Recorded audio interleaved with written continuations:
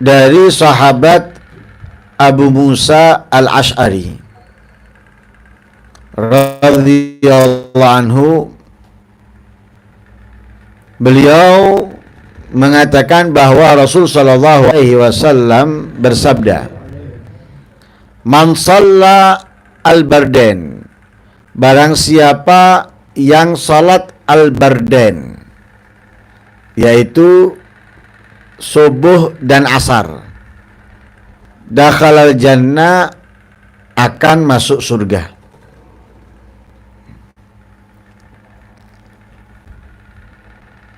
Di pertemuan yang lalu kita telah membahas tentang sholat.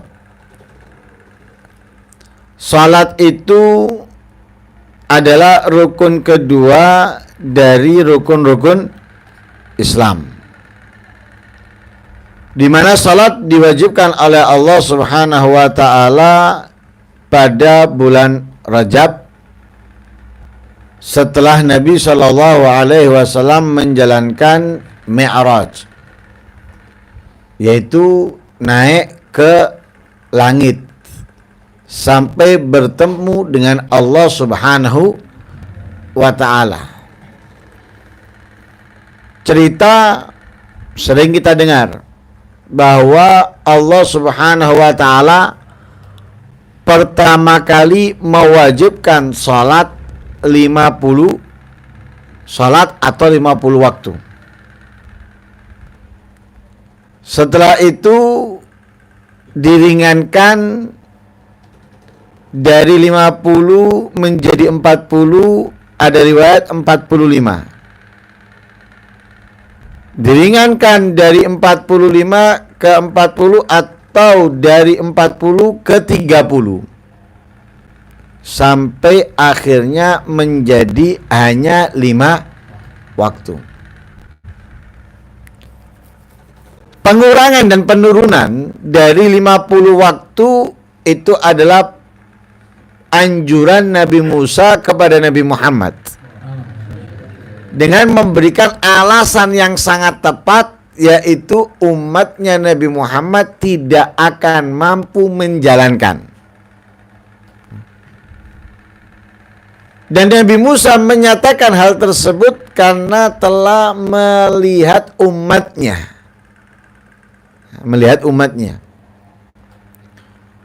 Nah, fisiknya lebih besar, lebih kuat, usianya lebih panjang. Akan tetapi kelebihan dari sifat kemanusiaan atau sisi kemanusiaannya membuat mereka tidak mampu menjalankan kewajiban sholat yang telah diberikan oleh Allah kepada mereka. Dengan melihat fisik umatnya Nabi Muhammad, Nabi Musa menyatakan umatnya ini nggak akan mampu. Apalagi umatnya Nabi Muhammad bukan hanya dilihat dari fisik, tapi fitnah akhir zaman yang lebih kuat dan lebih besar, yang akhirnya membuat mereka sangat berat melaksanakannya. Bakal sangat berat melaksanakannya. Nah, ditinjau oleh Nabi Musa.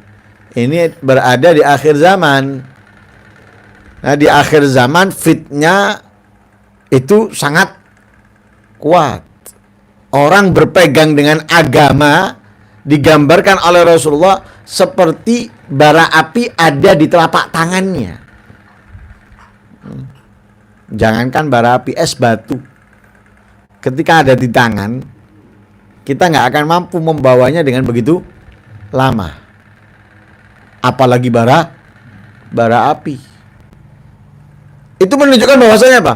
Seseorang menjalankan ajaran Nabi Muhammad di akhir zaman itu dengan kegelisahan, dengan ketakutan, dengan merasa nggak pantas, apalagi dilihat sekitarnya nggak ada yang menjalankan. Untuk menjalankannya itu lebih berat, lebih susah. Yang ini nggak menjalankan, yang itu nggak menjalankan, dia mau menjalankan. Dari 100 rumah hanya dia yang menjalankan, misalnya untuk dia menjalankan berbeda dengan yang lain ini sulit. Karena orang itu lebih banyak ngikuti yang ada daripada berbeda dengan mereka, walaupun yang ada itu nggak benar. Kan gitu ya. Lah di akhir zaman itu akan lebih berat. Nah, karena itu Nabi Musa menyatakan kepada Nabi Muhammad, irji' ila rabbik fas'alhu takhfif. Kembalilah kepada Tuhanmu. Fas'alhu takhfif. Mintalah keringanan. Saran itu dipakai oleh Nabi Muhammad karena memang Nabi Muhammad begitu rahmatnya, sayangnya kepada umatnya, sehingga mereka mau umatnya Nabi Muhammad itu mau umatnya menjalankan apa yang diperintahkan oleh Allah. Sehingga apa? Perlu pengurangan sehingga mereka bisa menjalankan. Sampai menjadi 5 waktu yang dinyatakan oleh Allah. 5 waktu ini pahalanya tetap seperti 50 waktu, tidak kurang sedikit pun. Walaupun nilai nominalnya, rokaatnya atau waktunya korting 45, tapi pahalanya tetap nggak sama, nggak berbeda, ya, tidak berbeda, sama. Itu pun sudah menjadi 5 waktu, Nabi Musa masih menyatakan kepada Nabi Muhammad, irji' ila rabbik fas'alhu takhfif fa inna ummataka la tutiku dzalik. Kembalilah wahai Muhammad kepada Tuhanmu, mintalah keringanan, umatmu nggak mampu. Nabi Muhammad istahyit min rabbi, aku malu kepada Tuhanku. Dari 50 di korting menjadi 5. Iki uang barang ngenyang, kebacut ngenyangi. Kalau barang kita ke toko beli barang harganya 50.000, kita nyang jadi 5.000, itu kan teman kebacut ya. Kan enggak ada orang jual 50.000 dinyang harga sampai 5.000, itu enggak ono. Lah ini sudah sampai 5.000, ibarat 50 menjadi 5 waktu. Masih disuruh ngenyang sama Nabi Musa. Malu Nabi Muhammad. Malu. Lalu salat. Lah sehingga menjalankan salat di akhir zaman itu lebih sulit, lebih berat dari dulu. Walaupun hanya 5 waktu. Kenapa? Dengan banyaknya godaan, fitnahan yang terjadi. Godaan, fitnahan yang terjadi. Baik dari dalam rumah maupun luar rumah, lingkungan ataupun di luar lingkungan kita untuk menjalankannya ini. Terkadang anak muda mau menjalankan sholat di musola itu izin. Mau berangkat Jumatan duluan, malu. Malu. Kenapa? Umumnya orang berangkat Jumatan itu ngenteni azan, atau mendekati azan. Itu pun kebanyakan wong-wong wis mambu lemah. Sudah tinggal beberapa saat get out, keluar dari dunia. Yang muda, yang masih kelihatan segar bugar, berangkat jam 10, sungkan izin. Terkadang mereka itu kalau diajak temennya jalan gitu, aku tak sembayang, izin, akhirnya ngikuti ya nggak sholat, sholat. Malu dia mau berbeda dengan yang lain, sing liyane ndak sembayang, izin, menjalankan malu, berat di akhir zaman. Karena itu Nabi Musa memohon kepada Nabi Muhammad untuk minta kembali, tapi sudah Nabi Muhammad sudah malu, terlalu banyak kortingan, diskon yang diberikan Allah Subhanahu wa ta'ala. Lah karena itu kita harus sangat menjaga sholat 5 waktu. Sehingga ini yang sangat diwanti-wanti Nabi, khususnya di akhir hayatnya. Nabi itu di akhir hayatnya yang terucap itu mengingatkan as-salah as-salah atau Allah fis salah. Jadi menunjukkan perhatikan sholat. Jadi jangan dibuat mainan, perhatikan sholat. Bahkan Al-Habib Abu Bakar bin Muhammad As-Segaf di akhir hayatnya pun mengingatkan kepada keluarganya khususnya untuk sholat. Jangan tinggalkan sholat. Kenapa? Sama-sama kita ketahui sholat ini paling utama dalam agama Islam, sholat. Kita kalau ada apa-apa, ngelapornya ke siapa? Ke atasan. Kalau atasan kita di luar kota, kita berarti main apa? Telepon. Kita menghubungi. Intinya kan menghubungi. Baik itu dengan telepon ataupun tatap muka. Menghubunginya. Kita mendatanginya. Lah kalau kita punya masalah dalam kehidupan ini, ngontak siapa? Orang tua. Ngontak saudara. Ngontak teman. Pintu mereka nggak selalu terbuka untuk kita. Apa yang diberikan mereka tidak selalu sesuai dengan apa yang kita inginkan. Tapi kalau kita mengkontak Allah, menghubungi Allah, Allah akan memberikan. Di antaranya dengan apa? Sholat. Sholat itu adalah hubungan antara hamba dengan Allah. Makanya dinamakan dengan sholat. Sholat itu adalah silah, penyambung, penghubung. Ya, sumia sholatu sholatan, dinamakan sholat itu dengan sholat. Kenapa? Silatun bainal abdi wa rabbi. Hubungan atau penghubung antara hamba dengan Tuhannya, Allah subhanahu wa ta'ala. Khususnya ketika sujud.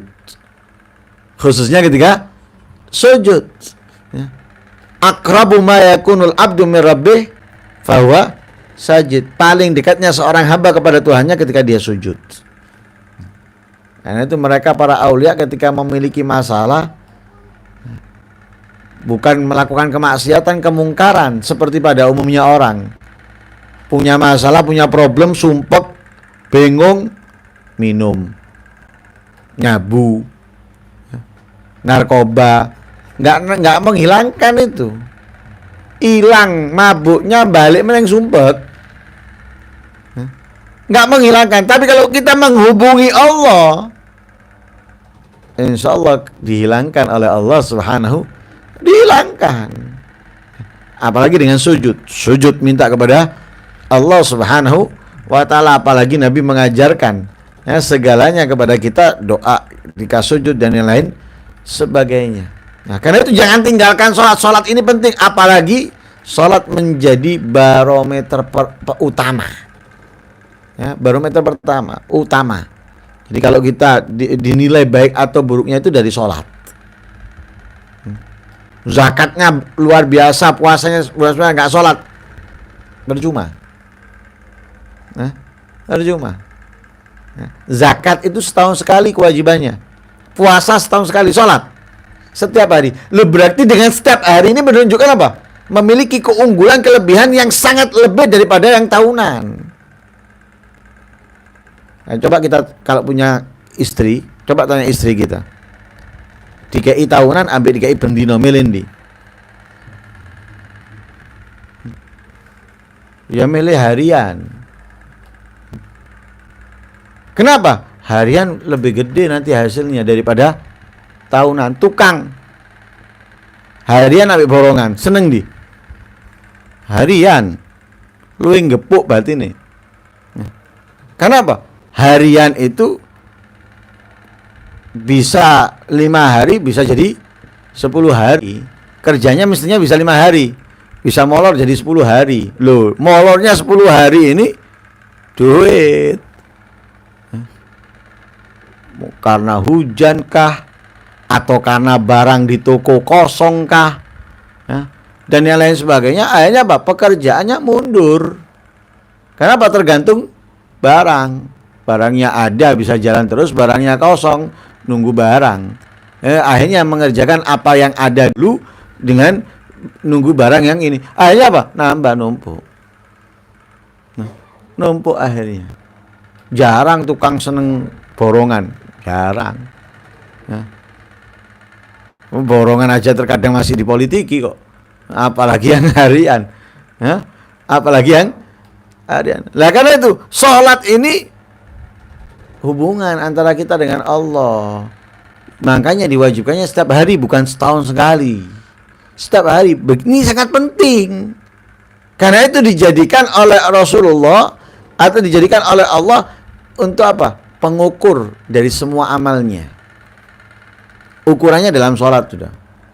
Orang sergap sholat, rajin sholat, apalagi dengan berjamaah, ini berarti bisa digariskan orang yang mulia, orang yang istimewa.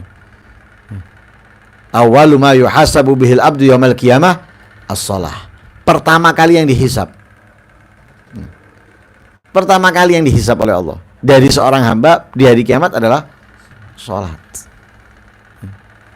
Tolak ukurnya ini. Ya. Tolak ukurnya, kalau bagus sholatnya, yang lainnya ikut katut api wis. Nah, tapi kalau sholatnya bobrok, rusak, yang lainnya katut rusak. Nah, kenapa? Allah telah berfirman di dalam ayat Al-Quran, Inna salata tanha anil fahsya'i wal munkar. Sholat itu sesungguhnya dapat mencegah dari kejahatan dan kemungkaran. Orang yang menjalankan sholat dengan benar, dengan bagus, dengan baik, sesuai dengan syarat-syarat dan rukunnya, maka sholat tadi itu menjadi tameng, benteng yang menghalangi dia dari kemaksiatan, kemungkaran, kejahatan.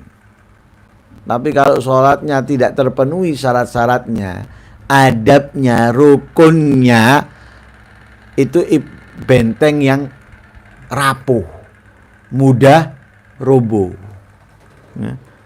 Akhirnya masih nerjang, yang dilarang masih dikerjakan, yang diwajibkan terkadang ditinggalkan. Itu salat secara keseluruhan. Lebih khususnya salat al-bardain, ya, lebih khususnya karena Allah itu terkadang menekankan sesuatu yang lebih daripada yang lainnya. Ya, seperti di dalam ayat yang pernah yang kita baca di pertemuan yang lalu, hafidhu ala salawat. Salat 5 waktu Allah memerintahkan kita untuk menjaganya, untuk memerhatikannya, untuk merawatnya. Lalu Allah mengkhususkan dari salat 5 waktu penjagaan lebih, perhatian yang lebih harus kita fokuskan kepada mana? Al-wusta. Nah, jadi salat secara keseluruhan perhatikan, jaga. Tapi lebih kamu jaga, lebih kamu perhatikan al-wusta. Hafidhu ala salawat was salatul wusta. Nah, salatul wusta itu lebih kamu jaga, lebih kamu perhatikan daripada lainnya. Nah, makanya dalam ilmu usul itu ada ada as-salih, ada al-aslah. Ada yang baik, ada yang lebih baik. Sehingga orang-orang usul mengatakan apa? Yang lebih pantas untuk didahulukan apa? Al-aslah. Jadi al-aslah mugaddam alas salih. Jadi yang lebih baik itu didahulukan daripada yang baik. Sama-sama ngerti ilmunya. Nah, sama-sama mengerti ilmunya. Kalau kita mempelajari ilmu fikih, sama-sama mengerti ilmunya misalnya. Siapa yang dimajukan jadi imam? Nah, tentunya yang lebih berhak. Yang lebih berhak dari keduanya untuk dikedepankan. Siapa yang lebih berhak? Misalnya nilai keilmuannya sama. Itu ditinjau dulu, siapa yang lebih dulu masuk Islam. Oh enggak, sama-sama dari lahir Islam. Sama-sama dari lahir Islam. Siapa yang lebih tua? Siapa dulu yang lahir? Loh, ditinjau. Oh, ini yang lebih berhak berarti. Walaupun keilmuannya sama, ini lebih berhak. Kenapa? Lebih tua. Nah, kalau logikanya ibadahnya lebih dulu daripada yang ini, walaupun keilmuannya sama. Loh, ada yang diunggulkan di situ. Nah, sama ibadah itu dijalankan semuanya. Tapi yang diunggulkan itu harus lebih diperhatikan, sama dengan sholat. Semua sholat perhatikan, jaga, ya. Tapi ada yang lebih harus kamu jaga, harus lebih kamu perhatikan. Berarti bukan ditinggalkan ya. Bukan ditinggalkan, tapi lebih, penjagaannya lebih. Di antaranya apa yang disabdakan oleh Rasulullah dalam hadis ini? Al-Barden. Salat Al-Barden. Apa salat Al-Barden? Salat subuh dan salat asar. Barden itu diambil dari kata-kata bard, dingin. Ya, diambil dari kata-kata bard, dingin. Dua dingin. Maksudnya apa? Asar itu ya, sudah apa? Hilang panasnya matahari. Artinya berkurang lah. Panasnya matahari mulai berkurang dari asar. Ya. Karena apa? Matahari sudah mulai terbenam. Nah, panasnya itu menurun. Nah, akan lebih dingin kapan? Subuh. Nah, makanya Barden mulai dingin dimulai asar, puncaknya dingin itu subuh. Nah, siapa yang memperhatikan dua sholat ini, dakhalal jannah, bakal masuk surga. Lah situ ada beberapa pembahasan. Pertama, kenapa kok subuh dan asar, tidak zuhur dan maghrib misalnya, atau zuhur dan isya? Kok subuh dan asar? Nah, disebutkan oleh para ulama, karena waktu subuh itu adalah waktu nikmat-nikmatnya tidur. Nah, nikmat-nikmatnya tidur. Karena orang kalau tidur itu jam 10, jam 11 itu masih molak-malik. Mulai masuk kenikmatannya tidur itu jam 2, jam 3. Karena itu bangun malam itu berat. Karena apa? Baru enak-enaknya tidur. Dan banyaknya maling itu ya jam semono. Perlu maling itu, uang turu nyenyak itu ya jam seperti itu. Nah, mungkin jam 10 sih jarang kan. Boleh apa? Tuan rumah antara sudah tidur atau baru tidur masih belum hilang. Hilang-hilangnya jam semono emang. Jam 2, jam 3 hilang-hilangnya itu. Subuh, waduh antep. Makanya kebanyakan sholat subuh mari sembahyang subuh apa? Turu meneng. Ya, kebanyakan seperti itu. Karena apa? Enak-enaknya turu itu. Ya. Makanya dikhususkan kalau kita perhatikan lebih daripada yang lainnya, membuat kita masuk surga. Kemudian kalau asar, ya asar karena waktunya sibuk-sibuknya kerja. Sibuk-sibuknya kerja. Ibarat orang kerja itu akhir-akhirnya. Kalau akhir-akhirnya itu kadang ninggal sing liyane cek ndang mari. Ya, misalnya biar besok nak garap iki meneng. Atau biar besok nangani yang lain, sibuk-sibuknya. Nah, sehingga ketika dia meninggalkan sibuk-sibuknya, asik-asiknya dengan pekerjaan tadi itu untuk sholat, maka dia bisa masuk surga. Nah, kenapa juga dua sholat ini bisa membuat masuk surga? Karena kalau orang itu menjaga dua sholat ini dengan sangat penjagaan yang super ketat, dua sholat ini dijaga dengan super ketat, maka dia akan lebih menjaga yang lainnya.